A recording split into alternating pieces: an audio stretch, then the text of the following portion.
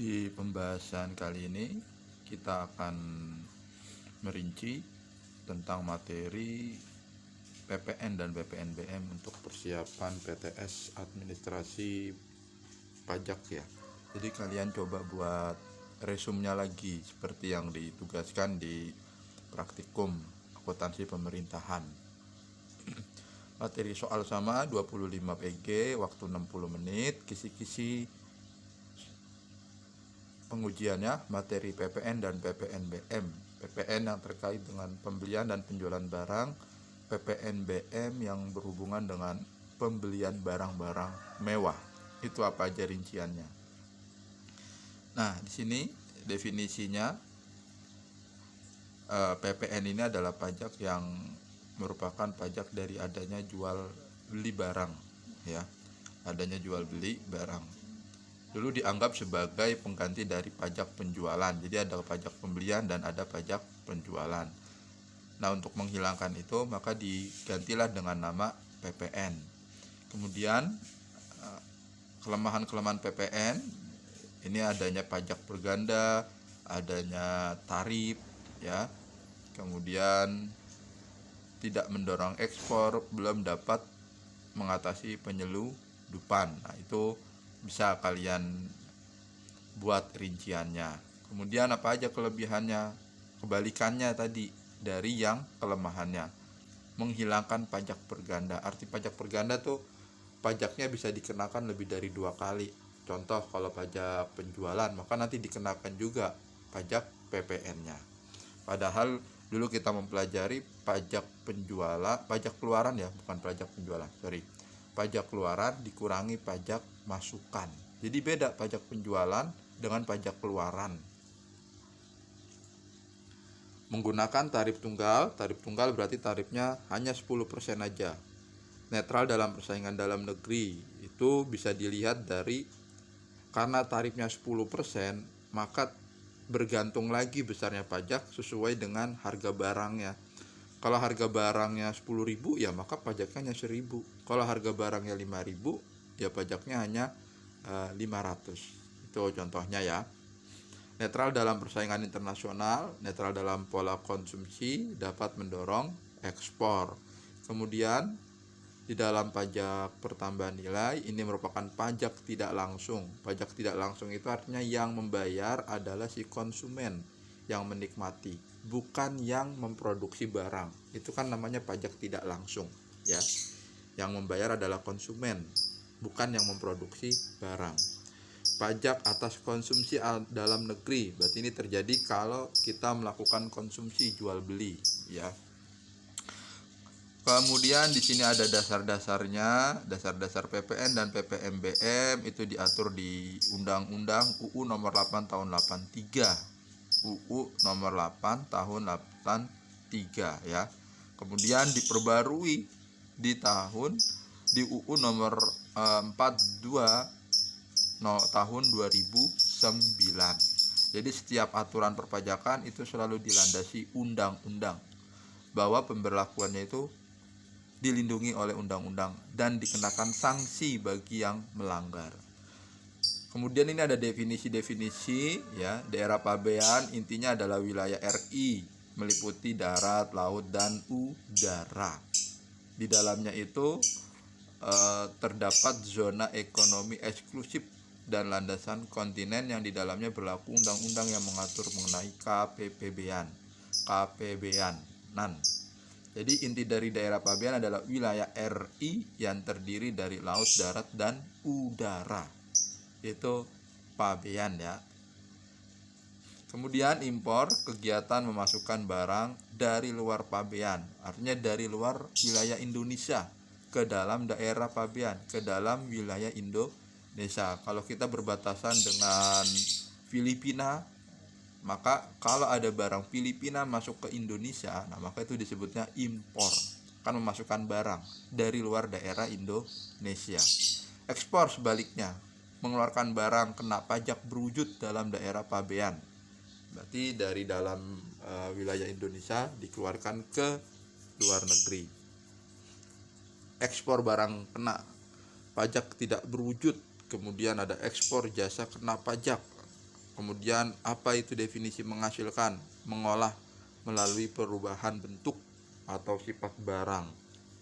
Pajak masukan, pajak yang sudah dibayar oleh pengusaha kena pajak, ya, oleh PKP karena perolehan pajak barang kena pajak. Berarti kalau di sini kalau pajak masukan itu yang membayar adalah PKP karena perolehan pajak. Masukan itu kan berarti adanya pembelian ya. Kalau pengusaha itu melakukan jual beli, maka sebelum dia menjual, dia membeli dulu. Pada saat dia membeli, dia dikenakan PKP, ya, pajak pembelian atau pajak masukan yang sudah dibayar sama pengusaha. Pajak keluaran ini kebalikannya, pajak yang dipungut oleh pengusaha yang melakukan penyerahan barang. Kalau kata yang dipungut pengusaha, berarti di sini yang dikenakan pajak adalah si pembeli barang. Si pembeli barang, ya. Dipungut berarti si pengusaha mengenakan pajak buat yang membeli barang atau menyertakan pajak di dalamnya 10%. Itu bedanya ya. Kalau masukan dari sudut pembeli, kalau keluaran dari sudut penjualan, si penjual memungut ke si pembeli, ya. Si penjual memungut pajak si pembeli. Kalau masukan, si pembeli dipungut sama si penjual, ya. Ya, pajak masukan itu pembelian, keluaran itu karena ada jual. Nah, itu aja bedanya ya. Definisi barang, berarti kalau barang ini adalah barang yang kelihatan sifatnya, kelihatan bentuknya, dan dapat dipindah-pindahkan atau tidak dapat dipindah-pindahkan. Dan juga ada barang tidak berwujud. Nah, ini objek dari PPN ya barang itu ya. Jadi kalau ada barang maka itu bisa dikenakan pajak. Kemudian apa aja dikategorikan barang kena pajak tidak berwujud? Artinya fisiknya tidak ada ya, tapi dia bisa menghasilkan nilai nominal. Fisiknya tidak ada tapi bisa menghasilkan nilai nominal. Berarti yang hubungannya dengan paten, desain, karya ilmiah itu kan tidak kelihatan ya, rencana, formula, merek dagang, atau yang ada di harta tidak berwujud kayak franchise, waralaba ya, itu masuk ke barang kena pajak tidak berwujud. Pokoknya yang penggunaan hak-hak. Kemudian pengecualian BKP ya, ini berdasarkan undang-undang.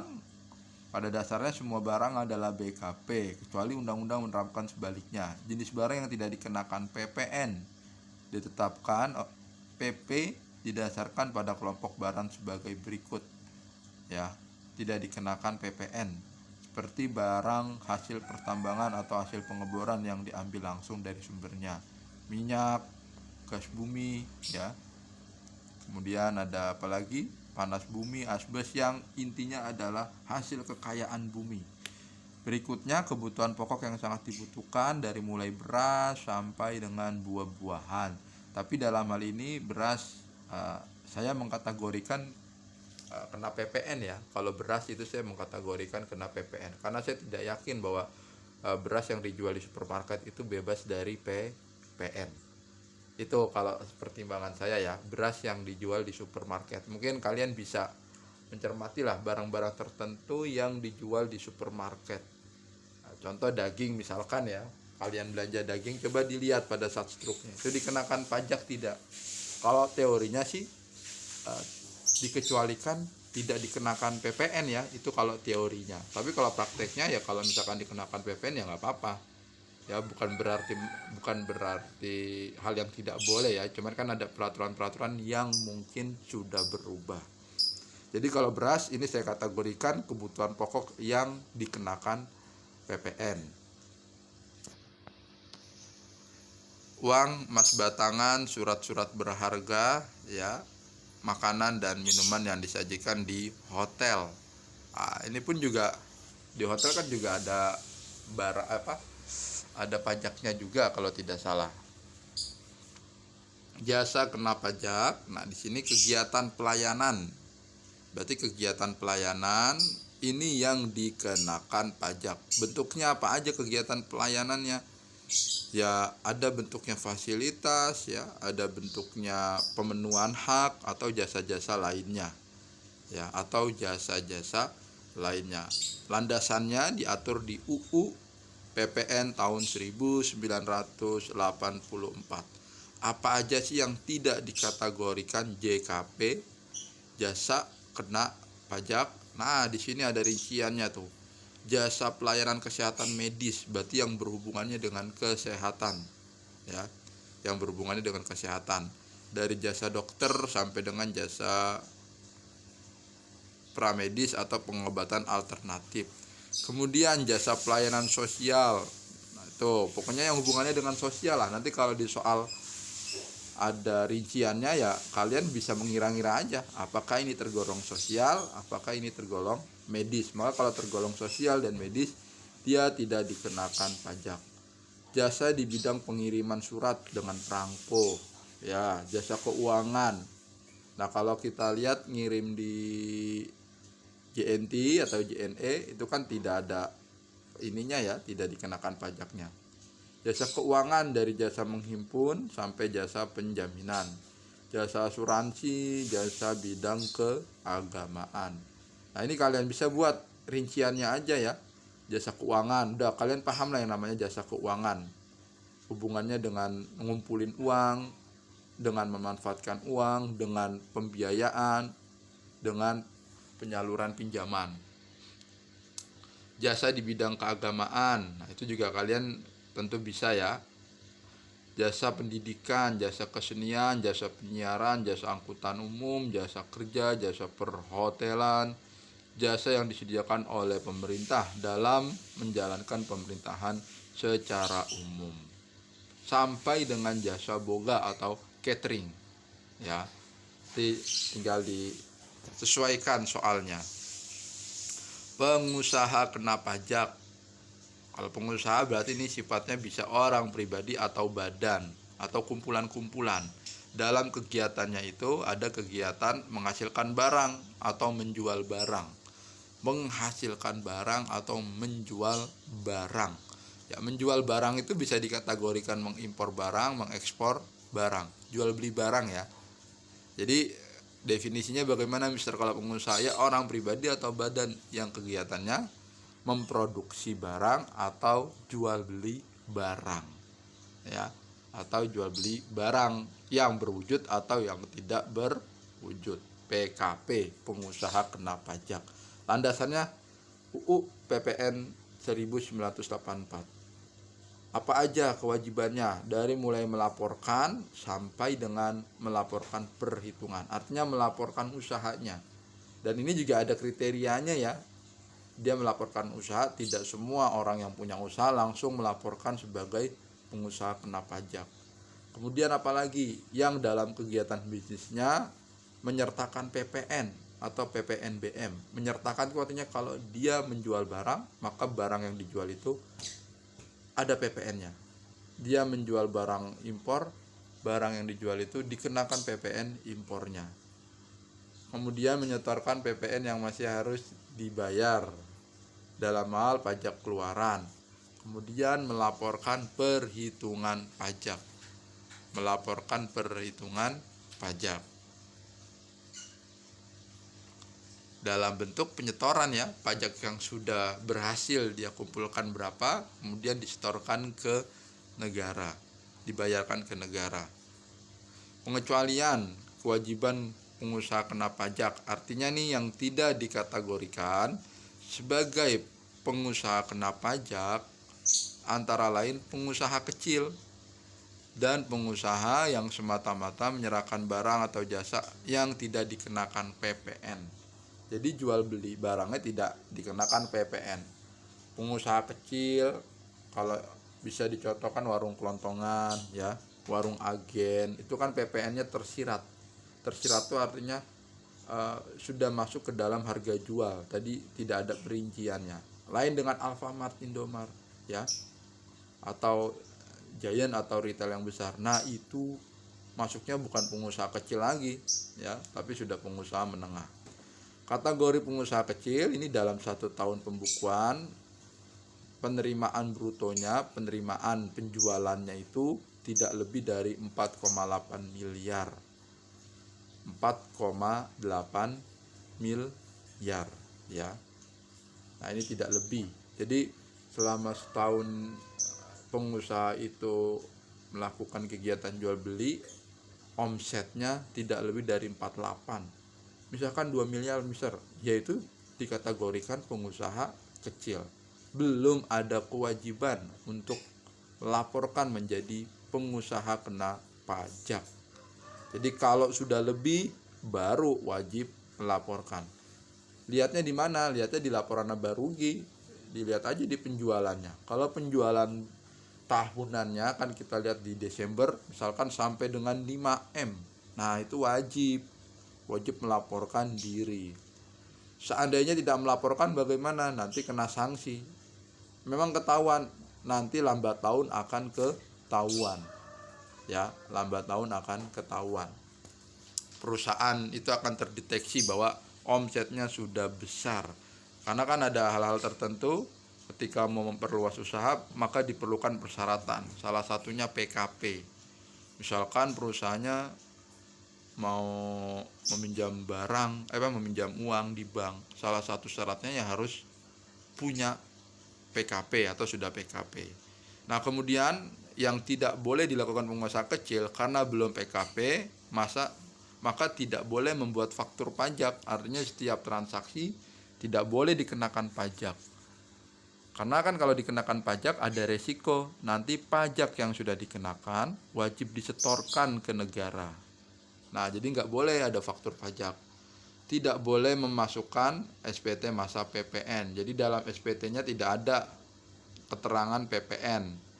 Diwajibkan membuat pembukuan dan pencatatan, ya. Kemudian wajib laporan untuk dikukuhkan sebagai PKP bagi pengusaha kecil yang memperoleh peredaran bruto di atas batas yang telah ditentukan. Nah, ini hal-hal yang perlu diketahui sama pengusaha kecil ya, sama pengusaha kecil. Pembuatan pembukuan dan pencatatan ya laporan akuntansi ya, itu.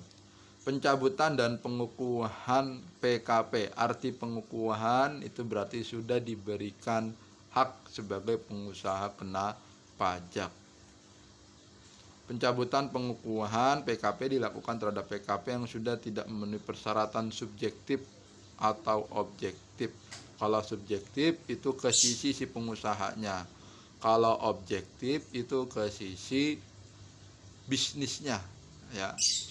Subjektif itu ke pengusahanya, objektif ke sisi bisnisnya. Pencabutan pengukuhan PKP. Pertama, PKP dengan status wajib pajak non efektif. Non efektif itu kelihatan dari kegiatan bisnisnya ya. Kemudian juga tidak aktif dalam melaporkan. PKP yang tidak diketahui keberadaannya atau kegiatan usahanya. PKP yang menyalahgunakan pengukuhan PKP. PKP pindah alamat. PKP sudah tidak memenuhi persyaratan PKP. Penyerahan barang kena pajak. Pertama, ini penyerahan hak atas BKP. BKP itu barang kena pajak karena suatu perjanjian. Kemudian pengalihan BKP karena suatu perjanjian sewa beli. Arti penyerahan barang kena pajak ini ketika terjadi jual beli. Ketika terjadi jual beli, maka di dalam jual beli kan selalu ada perjanjian ya. Baik, tentu ini jual beli yang nominalnya besar. Penyerahan hak atas BKP karena suatu perjanjian. Kemudian pengalihan BKP karena suatu perjanjian sewa beli atau perjanjian sewa guna usaha. Baru saat itu barang dikenakan pajak.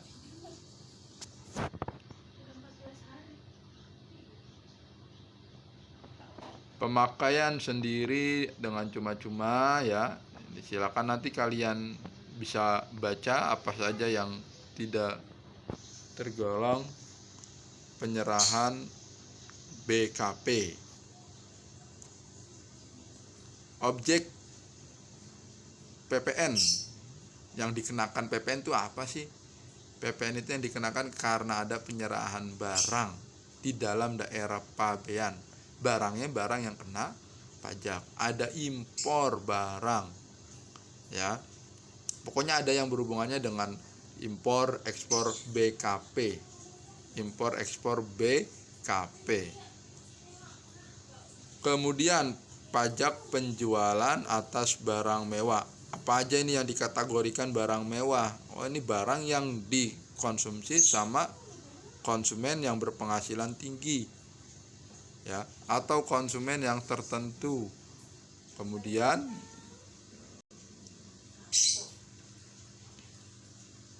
barangnya ini adalah barang mewah, terus bukan merupakan kebutuhan pokok.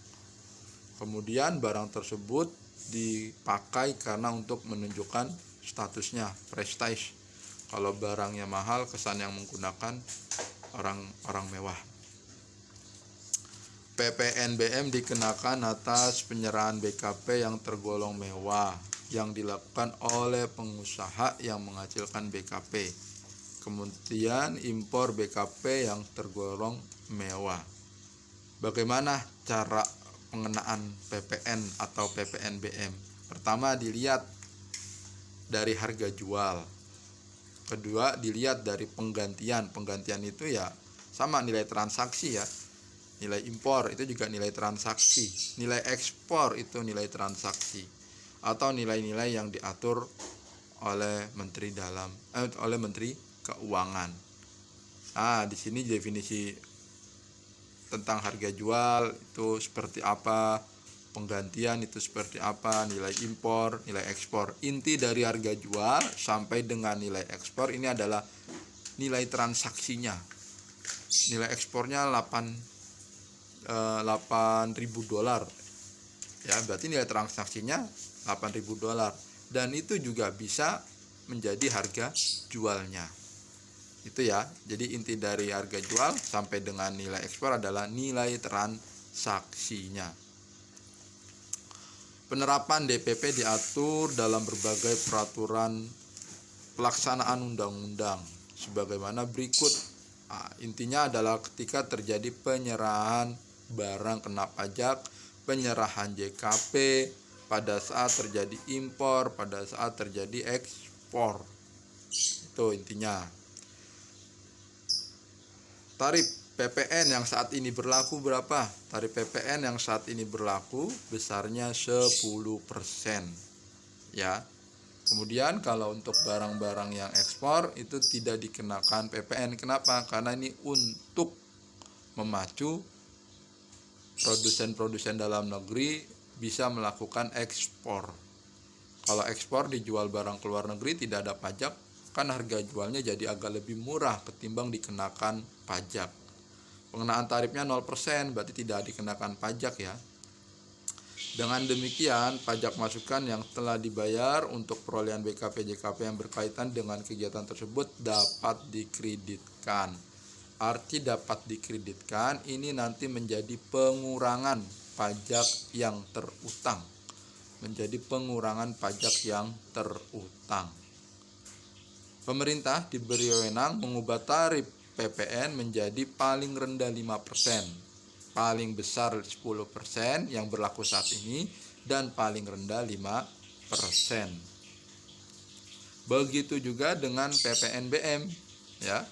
PPNBM itu paling rendah 10%, paling tinggi 200%. Nah, ini mungkin teman-teman yang punya pengalaman belanja menggunakan PPNBM atau barang-barangnya barang-barang impor dari luar negeri.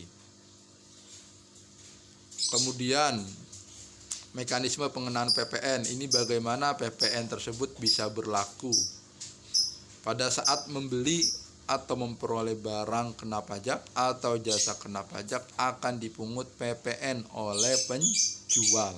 Ingat, penjualnya yang PKP, ya. Penjualnya yang PKP. Simpelnya kita belanja di supermarket. Pada saat kita belanja dikenakan PPN. Karena supermarketnya adalah PKP. Pada saat membeli, maka itu disebut pajak masukan yang dikenakan. Nah, pada saat penjualan, maka si penjual tersebut yang mengenakan pajak.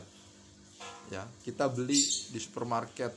Nah, si Superindo itu mengenakan pajak keluarannya ya. Karena kita membeli barang di Superindo. Kita sebagai pembeli dikenakan pajak masukan. Bedanya di situ aja ya. Kemudian ini perhitungannya nih. Cara menghitung berapa besarnya PPN. Dilihat harga bahan bakunya. Harga bahan baku itu kan 100 juta, kemudian PPN-nya berapa? PPN-nya 10.000. Membeli bahan penolong, PPN-nya berapa? 14.000. Berarti ini yang kategorikan pembelian, itu dikategorikan pajak masukan. Kemudian pada saat menjual itu dikategorikan pajak keluaran. Berarti 20.000 dikurang 14.000. Disebutnya apa? PPN kurang bayar. Ya. Kenapa kok kurang bayar ya? Gampang lihat aja itu. Yang dijual 20.000, yang dibayar 14.000. Ya, berarti masih ada kurang yang disetor sebesar 6 juta, bukan 6.000 ya, sebesar 6 juta. Nah, ini rumus-rumusnya. DPP kali tarif pajak. Saya rasa gampang ya, kalian bisa menghitung sendiri. Kemudian dasar perhitungan kalau dia juga ada PPN BM-nya. PKP ABC sebagai pabrikan menyerahkan barang hasil produksinya dengan harga jual 10 juta. Barang tersebut merupakan BKP yang tergolong mewah. BKP yang tergolong mewah. Maka di sini ada 2 kali pemungutannya. Pemungutan yang pertama sebagai PPN, pemungutan yang kedua sebagai pajak penjualan barang mewah. Nah, itu ya. Saat terutang pajak, disebut pajak itu terutang kalau ada aktivitas jual beli, BKP atau JKP, impor barang BKP. Intinya jual beli ya, jual beli, baik BKP atau JKP. Kemudian di sini untuk penyerahan BKP, JKP dari tempat tinggal sampai dengan tempat lainnya. Kemudian faktur penjualan, ya. Apa itu faktur penjualan? Faktur itu kan bukti transaksi. Berarti ini yang berhubungan dengan bukti transaksi yang dikenakan bank. Yang dikenakan pajak. Jenis faktur pajak itu ada faktur standar, gabungan, dan sederhana. Apa bedanya? Nah, di sini kalian buat perinciannya. Kalau faktur standar itu untuk transaksi apa? Ya. Kalau untuk faktur pajak gabungan itu untuk transaksi apa? Nah, di sini kita bisa melihat perbedaannya ya. Kalau perbedaannya, nah di sini kalau faktur pajak gabungan, nah ini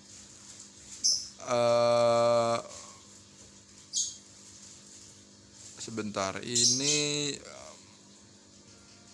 jadi ada 2 faktur pajak yang diserahkan. Ada 2 faktur pajak yang diserahkan. Nah, di sini perbedaannya ada di pengusaha kena pajak diperkenankan untuk membuat satu faktur pajak yang meliputi semua penyerahan BKP atau penyerahan JKP yang terjadi selama 1 bulan takwim. Nah, itu disebut pajak gabungan ya. Jadi cukup satu aja, kemudian di situ ada BKP dan ada JKP-nya. Kalau pajak standar ya pajak faktur sebagaimana faktur pajak untuk barang-barang normal ya. Untuk barang-barang normal. Faktur pajak sederhana, nah di sini bukti pungutan pajak yang dibuat oleh pengusaha kena pajak untuk menampung kegiatan penyerahan BKP yang hubungannya dengan langsung kepada konsumen. Jadi kalau faktur pajak sederhana, ini faktur pajak yang ditujukan langsung kepada konsumen. Ya, yang langsung ditujukan kepada konsumen. Kalau faktur pajak gabungan, faktur pajak yang digunakan PKP untuk menyerahkan semua BKP atau JKP-nya. Tuh beda-bedanya ya. Kalian mudah-mudahan tidak terlalu bingung untuk membuat perbedaannya itu. Mekanisme kredit pajak. Kredit pajak berarti ada pajak PPN yang akan mengurangi hutang pajak. Contoh di sini, selama bulan takwim terjadi ada pembelian bahan baku dan ada penyerahan produksi. Kalau kita lihat ini kan 100 juta dari 10%, berarti itu 10 juta ya. Kemudian kalau yang harga produksinya itu 6 juta, berarti 6 juta dikurangi 10 juta. Ya, 10 juta dikurangi 6 juta ya, berarti ada lebih bayar. Benar. Ada lebih bayar, atau 6 juta dikurangi 10 juta, itu kan min 4 juta. Min 4 juta itu berarti yang disetorkan ke negara lebih 4 juta. Berikutnya, membeli bahan lainnya dan harga jual. Harga jualnya 200, bahan lainnya 150. Nah, berarti ini kurang bayar nih. 20 juta dikurangi 15 juta. Kurang bayar 5 juta. Nah, baik yang kurang bayar atau lebih bayar itu nanti akan mengurangi kredit pajaknya. Tapi ini tidak disertakan dalam soal ya. Ini disertakan dalam soal hanya perhitungannya saja. Pajak masukan yang tidak dapat dikreditkan. Nah, ini apa aja? Silakan nanti kalian baca aja ini ya. Ini tidak, seingat saya ini tidak ada di dalam soal materi. Oke, itu ulasannya. Semoga bisa mempermudah kalian untuk membuat resumnya ya. Tetap ini harus diresum. Jadi besok pada saat diujikan tidak ada yang kesulitan lagi mencari-cari PDF-nya. Jadi sudah diresum. Baca soal, melihat resum kalian, langsung bisa disimpulkan jawabannya apa. Baca soal, melihat resum, disimpulkan jawabannya apa. Kalau yang membuat resum dengan baik, ya nilainya juga akan baik. Juga baca-baca juga ya, persiapkan juga yang PPN badan. PPN badan itu kalian baca-baca apa itu koreksi fiskal positif, apa itu koreksi fiskal negatif ya, yang hubungannya dengan rekonsiliasi fiskal. Nah, silakan itu juga dibuat bagaimana rekonsiliasi fiskal. Itu seingat saya juga saya tetap keluarkan materi itu karena itu bagian dari kompetensi kalian. Oke, silakan dibuat ulasannya ya.